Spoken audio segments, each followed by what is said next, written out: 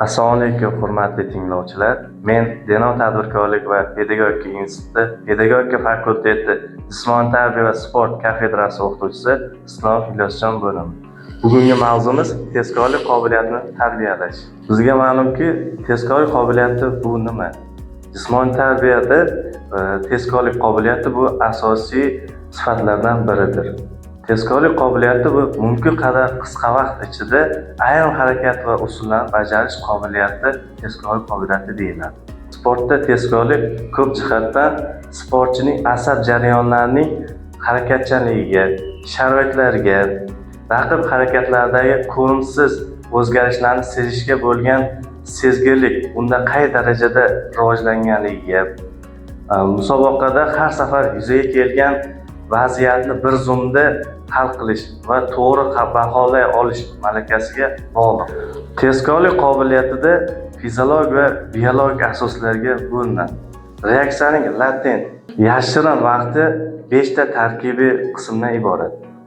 Reseptordan qo'zg'alishning paydo bo'lishi, qo'zg'alishni markaziy nerv sistemasiga uzatish, qo'zg'alishning nerv yo'llari bo'ylab o'tib borishi va effektiv signal hosil bo'lishi, signalning markaziy nerv sistemasidan muskulga o'tkazilishi, muskulning qo'zg'alishi va unda mexanik faollik paydo bo'lishiga bog'liq.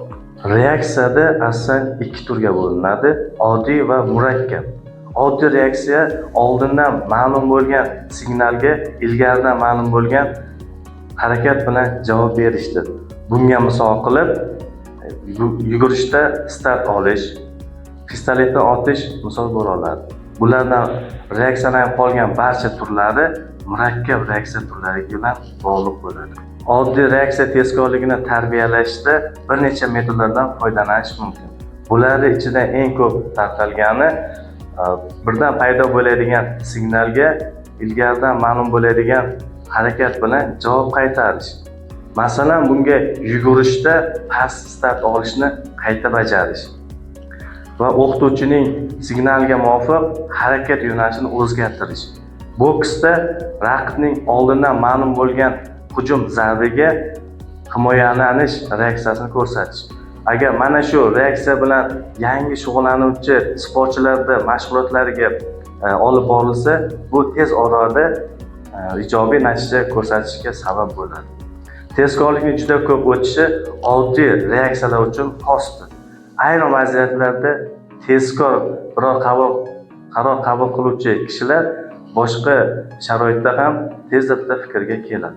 Ko'rib harakat qilish reaksiyasi vaqti sport bilan shug'ullanuvchilar bilan sportchilar orasida farq o'zgarib turiladi.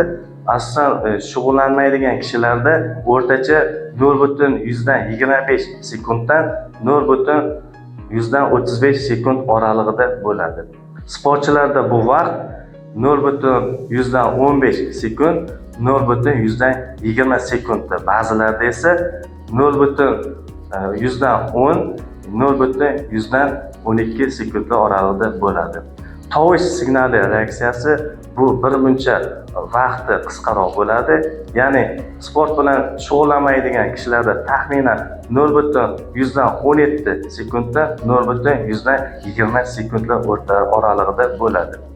Yuqori toifadagi sprintchilar uchun bu ko'rsatkich 0.5 sekunddan 0.7 sekund oralig'ida bo'ladi. Murakkab reaksiyaning 2 xili bizga ma'lum.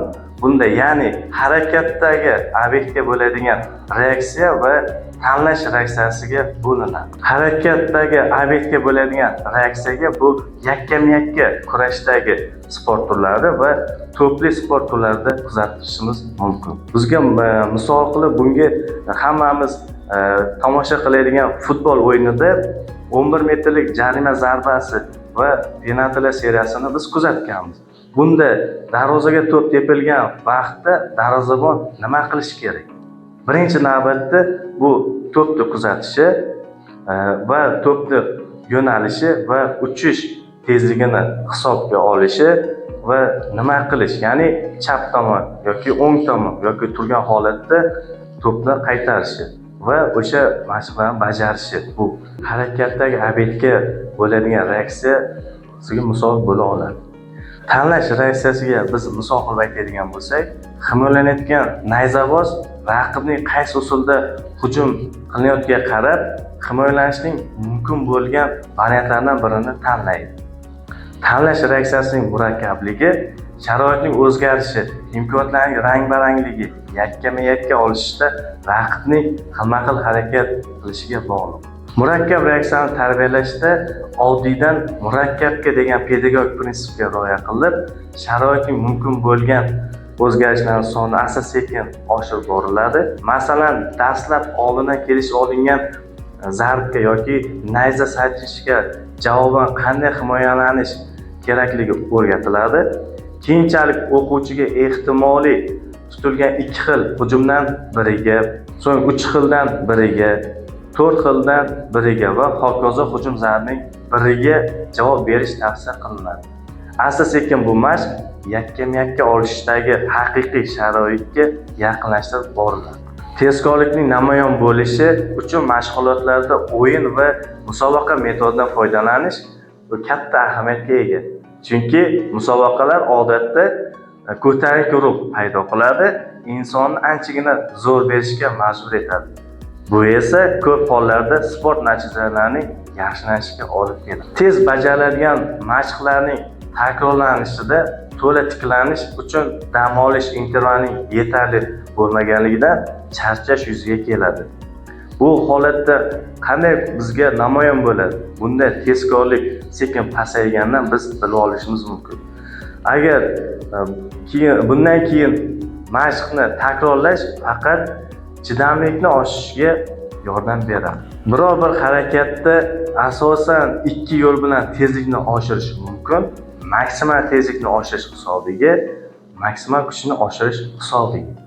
Tajribalardan ma'lumki, maksimal kuchni sezilarli oshirish juda ham qiyin. Kuch imkoniyatlarini oshirish esa birmuncha yengil hal qilinadi. Shuning uchun amalda tezlik darajasini oshirish uchun kuch oshiradigan mashqlardan keng foydalanadi. Mana tinglovchilar, bugungi kuch tezkorlik qobiliyatini tarbiyalashdagi mavzumiz bo'yicha ma'lumotimiz shulardan iborat edi. Sport bilan uzoqlashmang, salomat bo'ling.